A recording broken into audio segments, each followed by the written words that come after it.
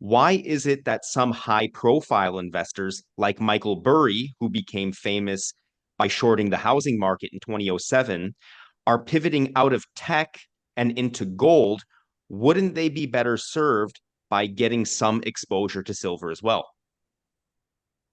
There are two primary investment motivations: fear and greed. Burry is a fear investor. And if you look back over a millennium, the people who are afraid save in gold. They save as catastrophe insurance. In my experience, a precious metals bull market is led by the fear investor, so gold moves first. When the narrative has been validated by price action and the generalist money comes into the sector, generalist money is greedy.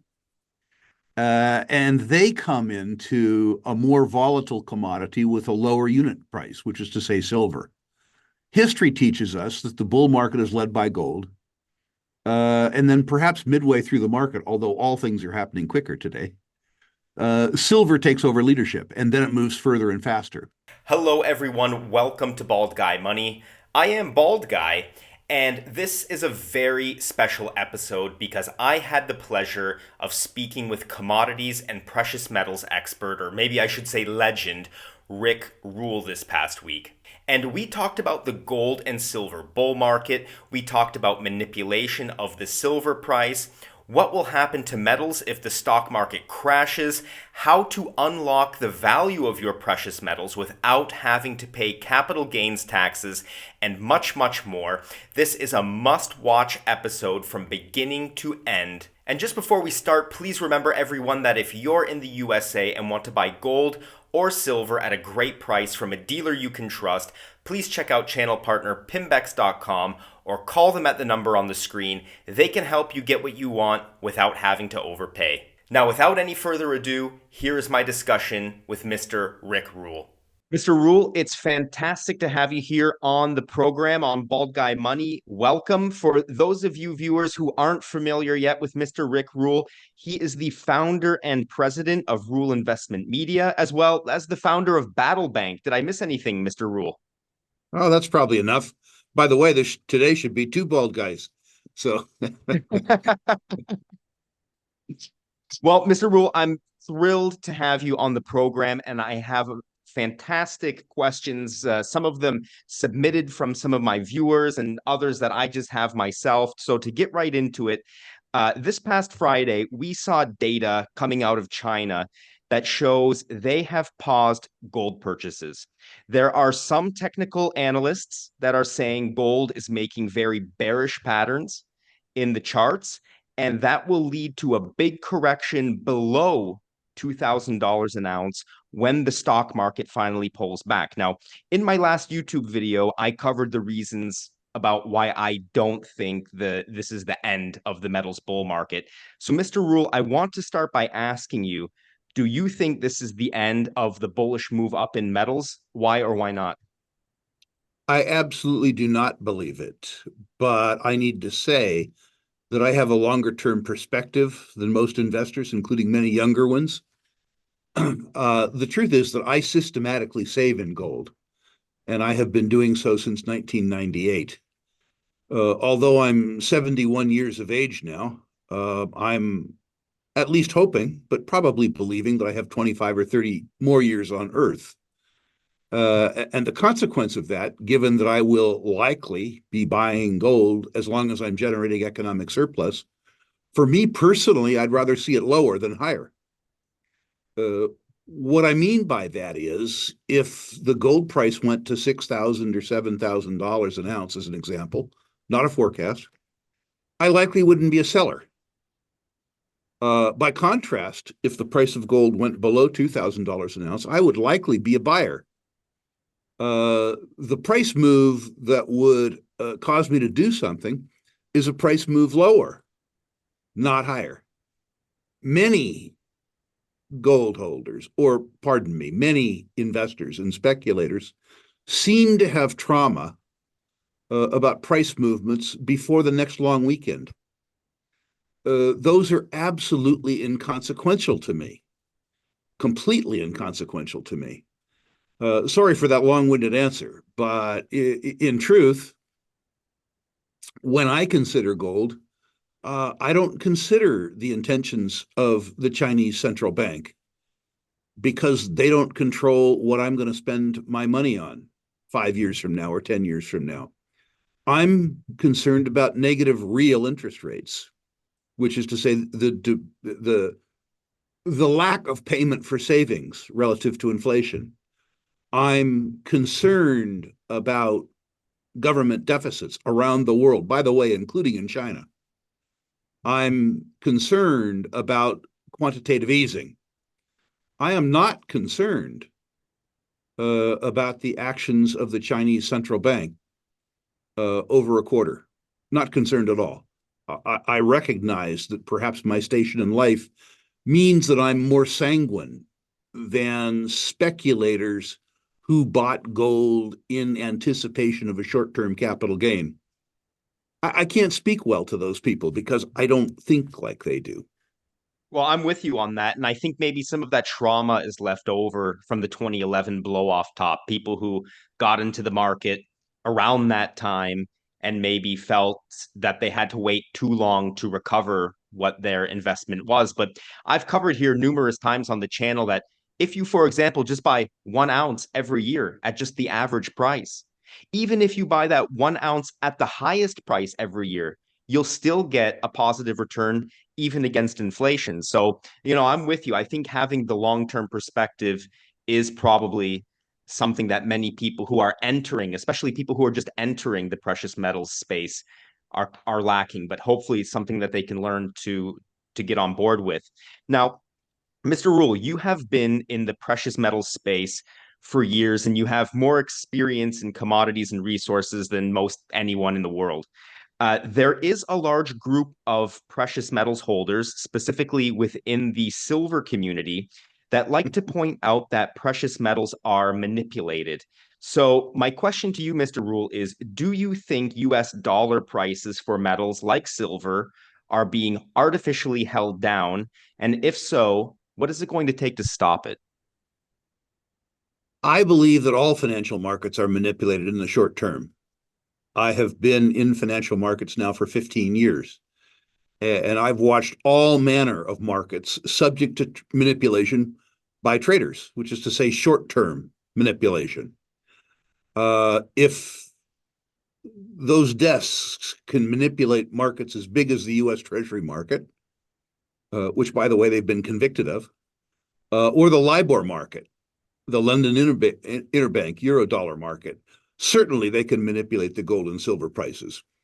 What I don't agree with is any concept that there has been a 4-decade-long conspiracy to lower the price of silver systematically over time, be it the Trilateral Commission, all those types of people.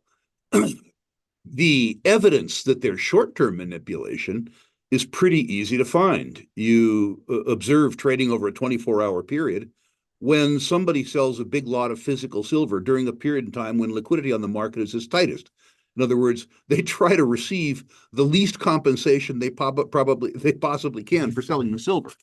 It's very obvious if you understand the structure of the silver market, where in the futures market, often 100 times the silver available for good delivery transacts in one day. If you look then at the ladder of transactions going out as far as 2 years, what you come to understand is that it's possible for big trading desks or even coalitions of trading desks to fashion a short position in the futures market, borrow silver, and use that silver to sell in the physical market, hoping that the downdraft in the physical market will lower the quotes in the futures markets, and you can cover $1 billion short position with $50 million in borrowed silver. Now, this happens in all kinds of markets. It's happened in the over-the-counter market among the wholesale market makers literally for decades. It happens in the U.S. Treasury futures markets. As I said before, it happens in the LIBOR market and the euro market. Why wouldn't it happen in the silver market? Unknown caller. I remember because of my age, pardon me for this, I remember No because of problem. my age, when physical markets in precious metals were manipulated up, not down. The banks manipulate things in the easiest direction to manipulate. Now, how might this manipulation by the banks end? It won't.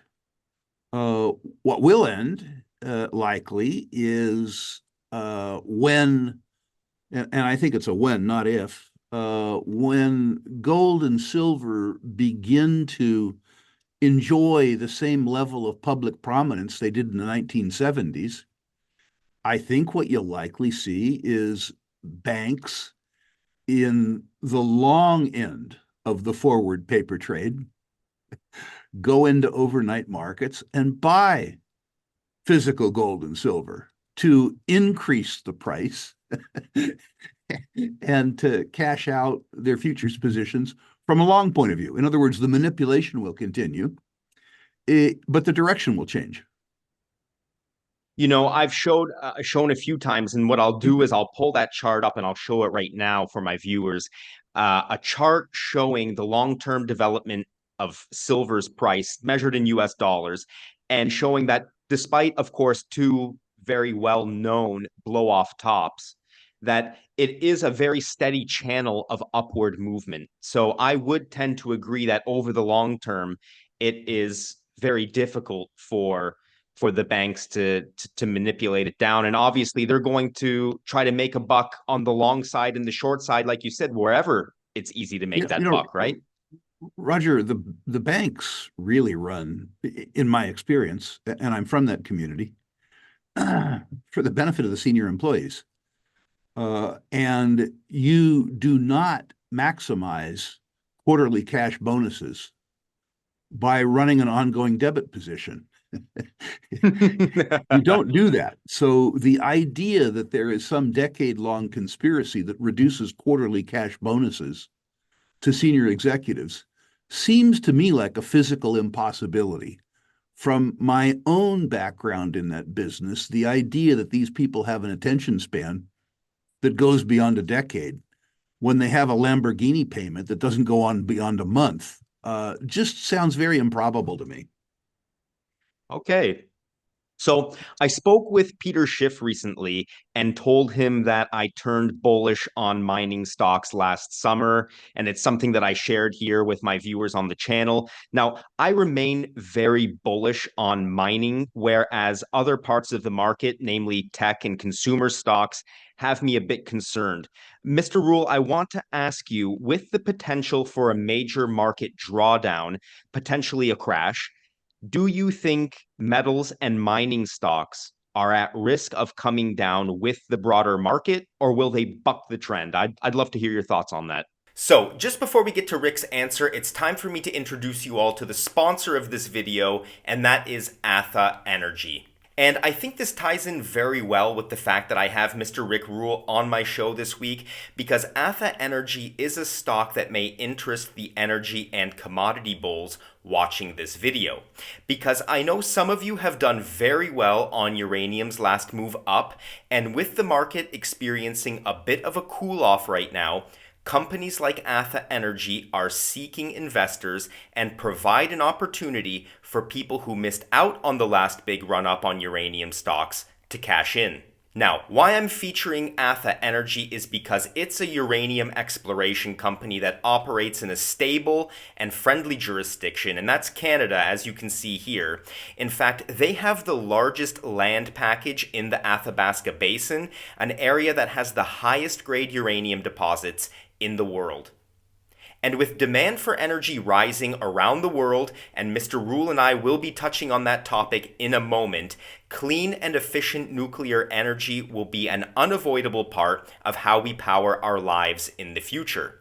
And with the world's largest uranium supplier, Kazakhstan, which supplies about 43% of the world's uranium, in a cozy relationship with Russia, ATHA Energy's exploration sites could become key sources of much-needed uranium in a world that is splitting down political and economic lines. And I suppose that could be why the stock currently has a strong analyst buy rating on TradingView right now, with a price target of $3 per share versus where it currently stands at 72 cents a share. So for those of you who want to know more about this and are interested in investing in energy-related commodity stocks, I have left their website address and ticker symbols there on the screen for you to dig a bit deeper into. And just before we get back to my discussion with Rick Rule, I want to thank ATHA Energy for supporting Bald Guy Money, as what I do would not be possible without companies like ATHA Energy. Thank you very much. Mining stocks are stocks. And if you have a liquidity squeeze, like we had in 1987, like we had in 2008, the investors will throw the baby out with the bathwater. Understand that in liquidity squeezes, the sell decision isn't made by the investor. It's made by the margin clerk. The margin clerk doesn't give a damn if you like mining stocks. What the margin clerk cares about is that they clear out the margin debt to the bank. And anything that has a bid, including gold, silver, oil company stocks, all that stuff gets sold. What you find is that companies that have a solid economic basis, irrespective of what they produce, come back quicker. That is to say, the quality rises to the top. And if the policy response to an equity markets collapse, a liquidity collapse, is the same as the policy response was in the 87 crash, the 2008 crash, the 2000 tech wreck, if the policy response is to flood false liquidity into the market, quantitative easing, I think what you would see is a reasonably immediate response from precious metals, which would serve to a greater or lesser degree to elevate the gold stocks, at least relative to other market sectors.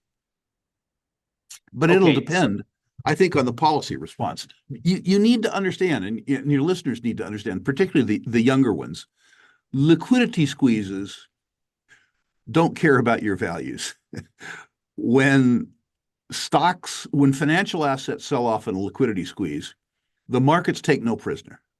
Pivoting a little bit to silver. So far this year, silver is outperforming gold. And it's a topic many real money enthusiasts are focusing on. Where can I get the best return? Is it on silver or is it on gold? Now, one of my Patreon members, Robin, wanted me to ask you, Mr. Rule, why is it that some high-profile investors like Michael Burry, who became famous by shorting the housing market in 2007, are pivoting out of tech and into gold? Wouldn't they be better served by getting some exposure to silver as well? There are two primary investment motivations: fear and greed. Burry is a fear investor. And if you look back over a millennium, the people who are afraid save in gold. They save as catastrophe insurance. In my experience, a precious metals bull market is led by the fear investor, so gold moves first. When the narrative has been validated by price action and the generalist money comes into the sector, generalist money is greedy. And they come into a more volatile commodity with a lower unit price, which is to say silver. History teaches us that the bull market is led by gold. And then perhaps midway through the market, although all things are happening quicker today, silver takes over leadership, and then it moves further and faster. Your questioner needs to understand the motivation of the buyer. Burry is not trying to maximize his return on a speculative outcome, which he wasn't with the housing market either. He was insuring against a catastrophic circumstance. Michael is the ultimate fear investor. In his context, what he's actually trying to make money on has been his investments in timberland, premium agricultural land, and water rights. If you look at the structure of his portfolio, he believes that each of agriculture, standing fiber, which is to say timber, and water will become dramatically more expensive in the 10 to 20 year time frame. His move into gold is to maintain liquidity in any circumstance that might occur ahead of time. He, frankly, as a consequence of his success in the housing market, doesn't need to speculate in anything. So I hope that helps answer the question. Silver is a metal for speculators. Gold is a metal for cowards. And I think that well, call me a coward. me too. Burry puts himself solidly, by his own testimony, in the cowardly camp. That's a good one. So we've already seen over the past week or so a bit of a cool down in the prices of gold and silver. Mr. Rule, I'd love to know what you think the catalyst for the next big move up on metals will be. Is it associated with banking, a loss in trust of the US dollar, or something else? Lots of trust in the US dollar. I mean, there could be near-term catalysts, but make no mistake, if you look at gold trends over 50 years, they trade conversely to confidence in other forms of fiat savings instrument, in perhaps the US 10-year Treasury.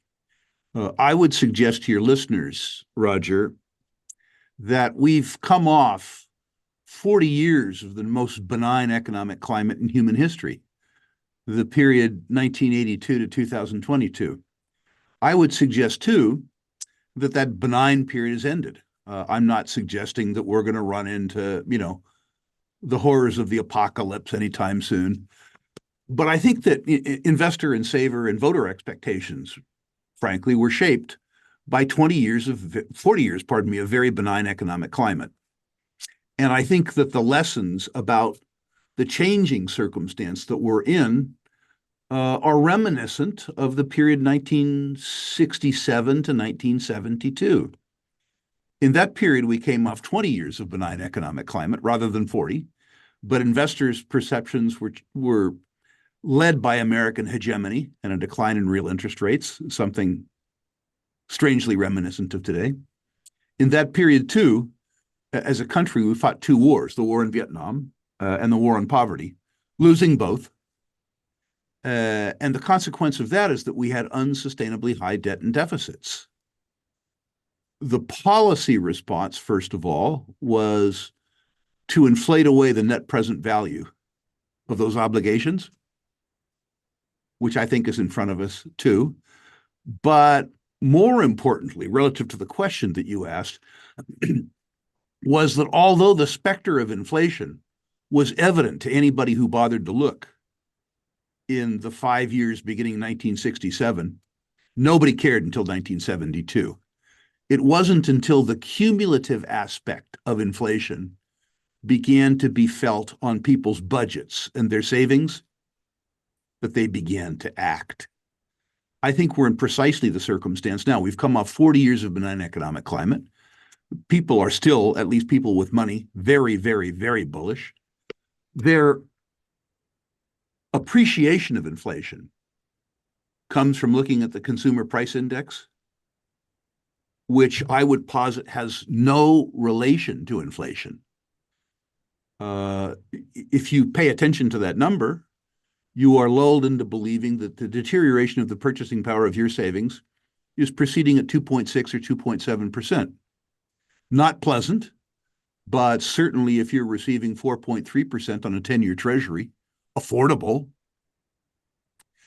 If then you add back other measures of inflation, say tax, the largest household expense faced by most Americans, or heaven forbid, food and fuel, if you elect to eat or drive, numbers left out of core inflation.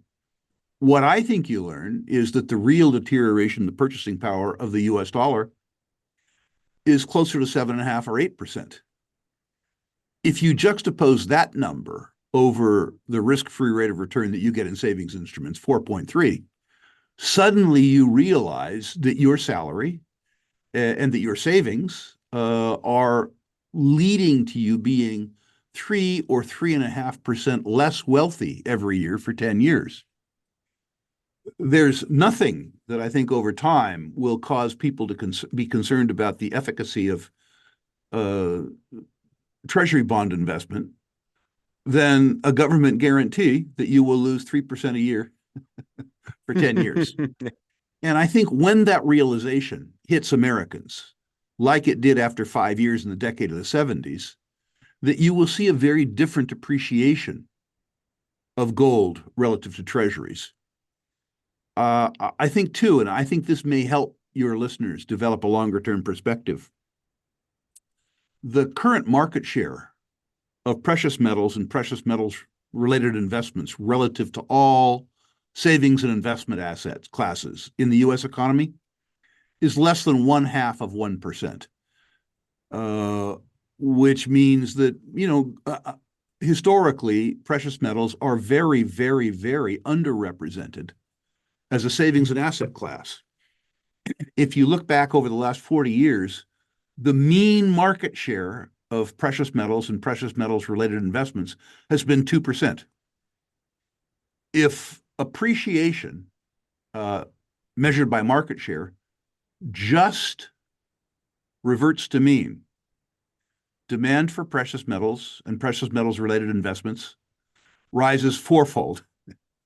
And remember, prices are set on the margin.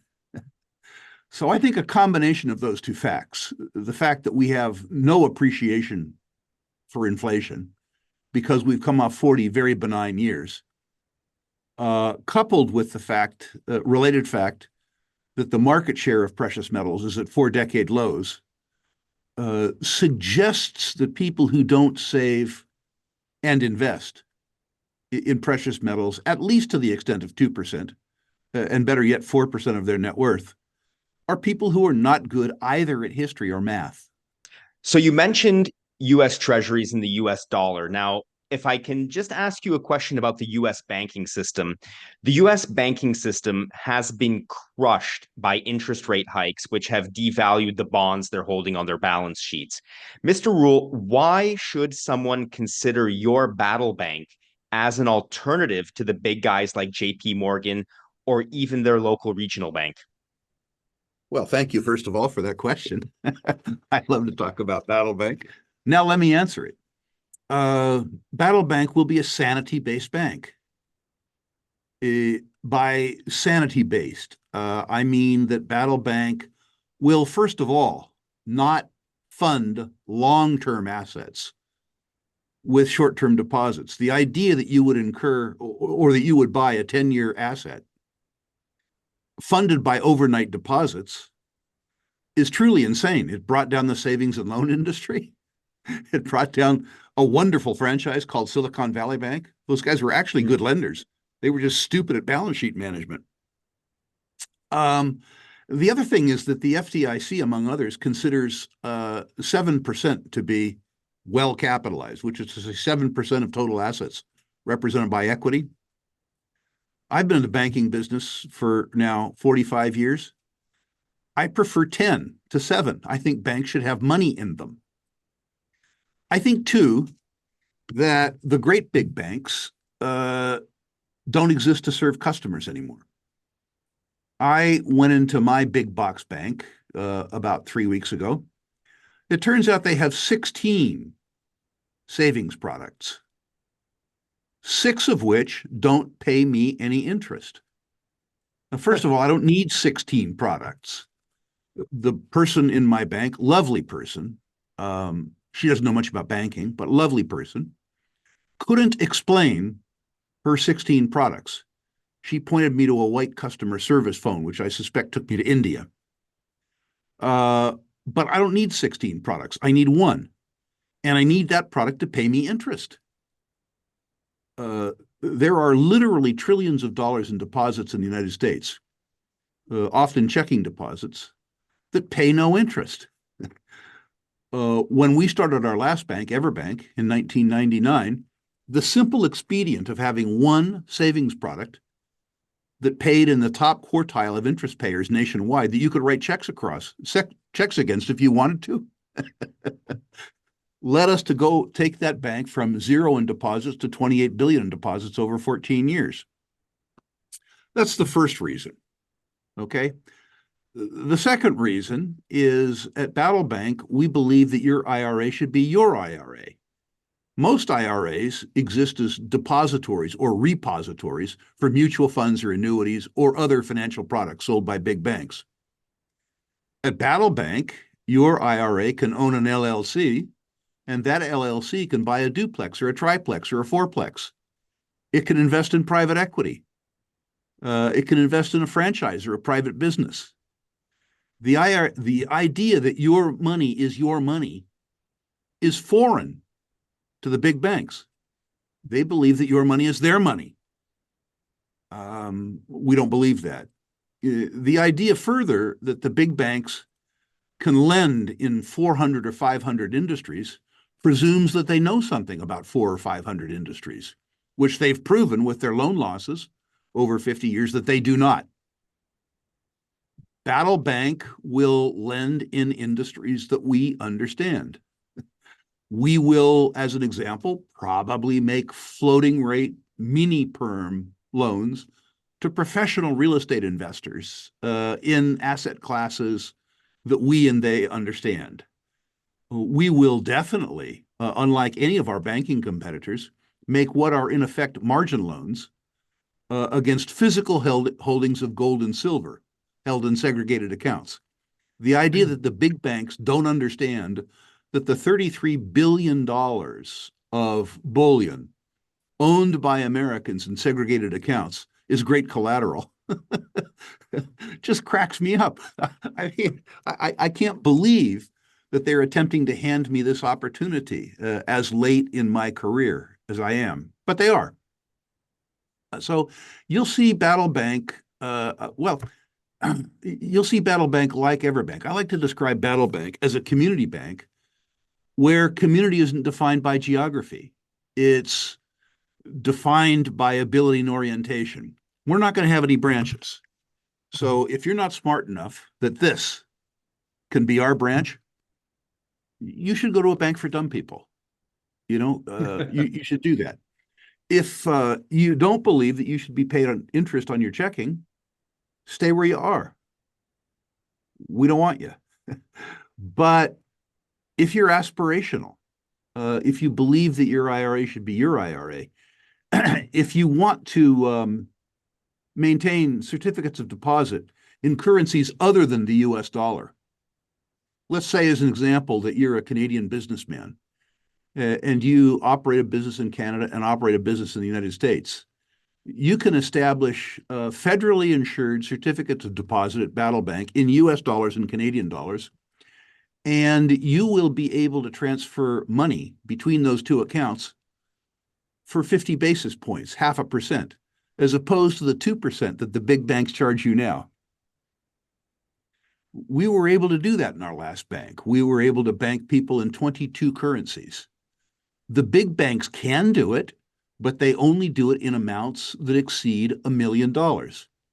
We do it in amounts that exceed $10,000. I have a follow-up question for you, Mr. Rule, Shoot. regarding borrowing against precious metals.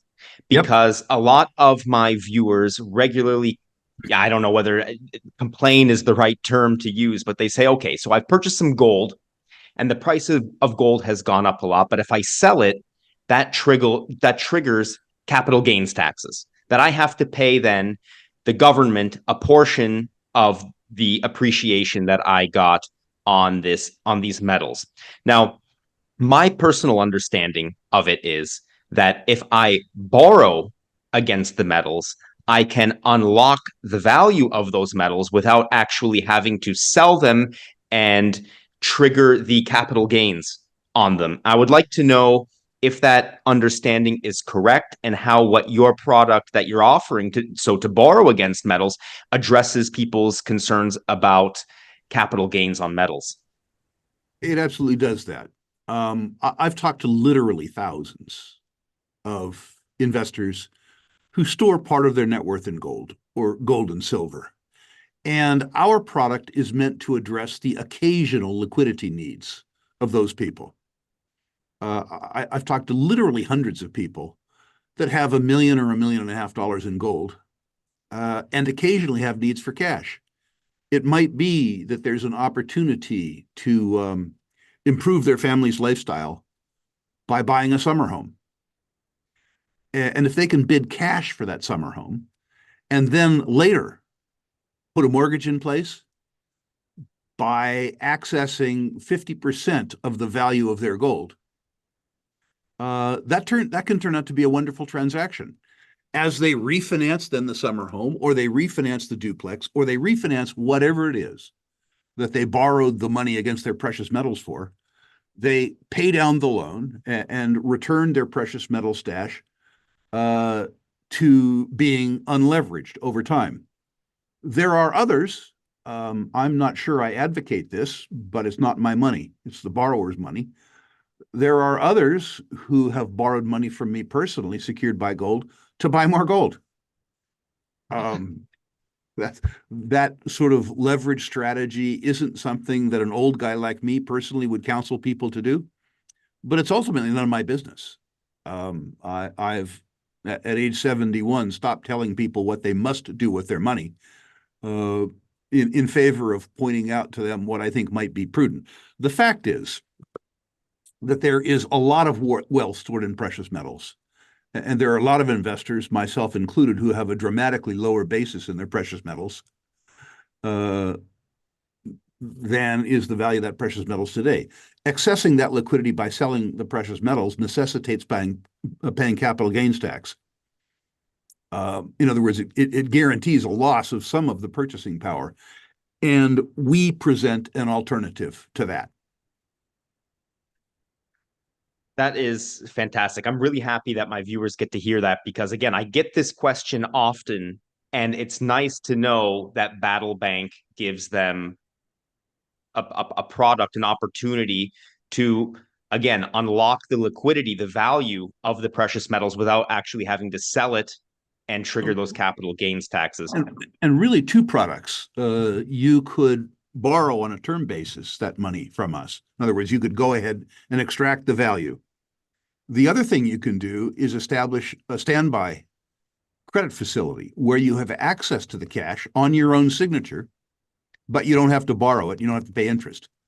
In other words, if let's just say for arithmetic's sake that you own $1 million worth of gold in segregated storage at Brinks or Viamat or someplace like that, we will enter into an agreement with you that gives you access on your own signature to 50% of the value of that metal. You don't have to borrow it and pay interest on it if the opportunity that you are thinking about doesn't materialize.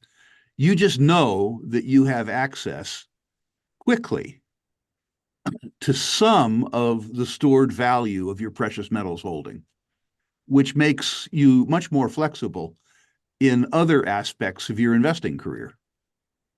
And I want to just mention this for my viewers because borrowing against your precious metals, not only to not trigger the capital gains tax on the sale, but this also allows you to retain ownership in the case that the price continues to appreciate. So you also don't miss out on the continued appreciation. That's correct. That's absolutely correct. So, Mr. Rule, before we finish, I want to know, other than gold and silver, what other commodity are you most bullish on right now? A patron of mine named Paul wants to know if you think there are any hidden gems out there that people are overlooking. Most investors are overlooking oil and gas. The big thinkers in the world, President Biden, folks like that, will tell you that peak oil demand will occur in 2030, which is daft. As an example, how would they fly their private jets to Davos in order to tell you to drive less if they couldn't put gas in them, Peak oil demand probably occurs in 2065, which means that all the oil and gas companies where people are doing net present value calculations, that net present value calculation ends in 2032, 2033. The net present value calculation in 33 is going to be the same as it is today. These things are stupidly underpriced. The industry on a global basis is underinvesting in sustaining capital expenditures by about $1 billion a day, which means, ironically, that we will continue to be challenged in terms of supply, even while demand increases. So the trick is to find oil and gas companies that are solidly profitable at today's prices and are making the sustaining capital investments necessary to maintain their very generous dividends out longer term. For speculators, maybe focus on North American natural gas, which is ridiculously cheap as a consequence of byproduct production from oil drilling.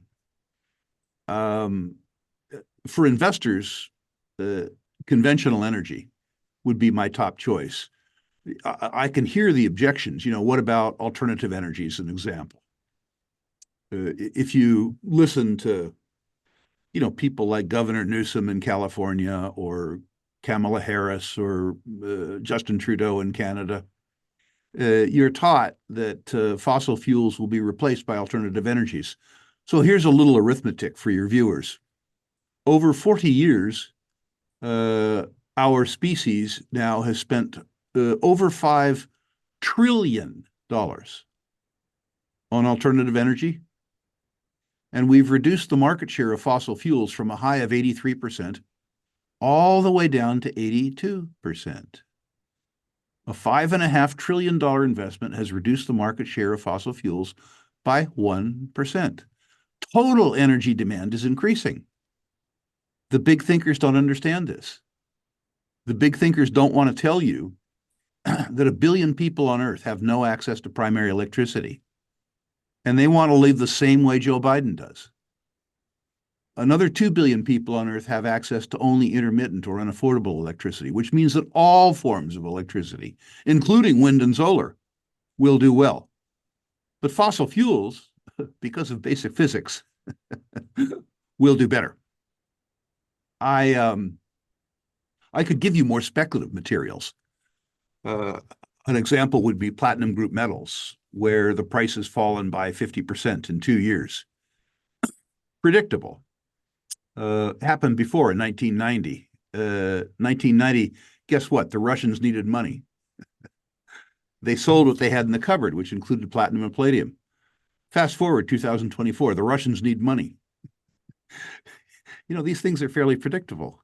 The outlook for platinum group metals, according to the big thinkers, is constrained because their principal use is as an autocatalyst for internal combustion engines. And remember, they've told you that the internal combustion engine goes the way of the dodo in 2030 or 2032, except it doesn't. Unless there's a lot of political demand for more smog, which I don't see, the continued utilization of the internal combustion engine will maintain demand for platinum group metals.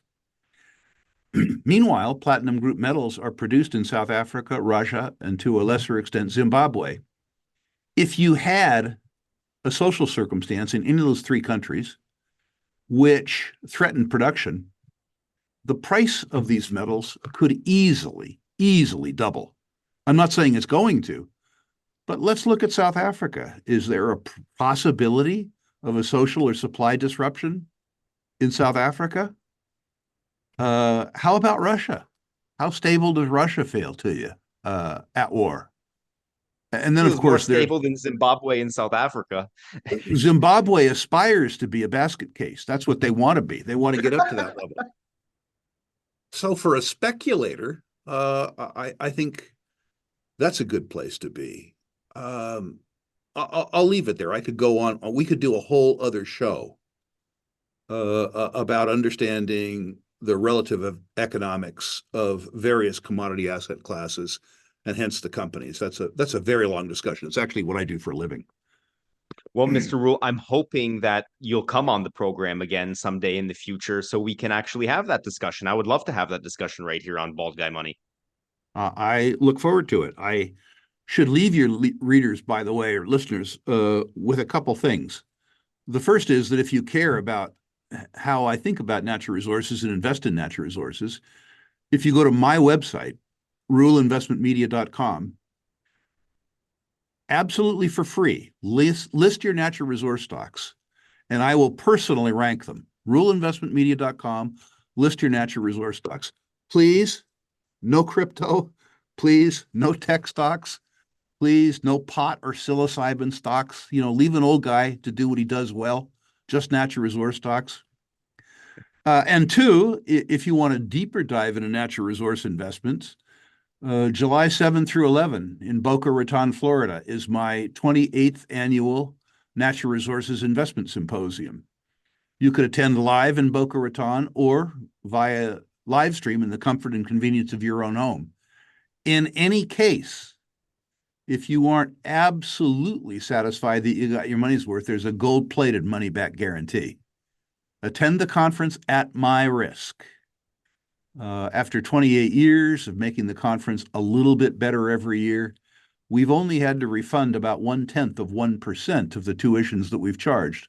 But our guarantee to you that you get your money's worth is because if you believe yourself that you didn't, we'll give you your money back. rulesymposium.com. I will leave the links for that in the video description below to make it easy for everybody to find. Lovely. And I want to thank you very much once again for coming on to Bald Guy Money, Mr. Rule. It was fantastic talking to you. We can call the next talk Two Bald Guys Money. I'll have to shave your head. Cheers. All right. Thank you.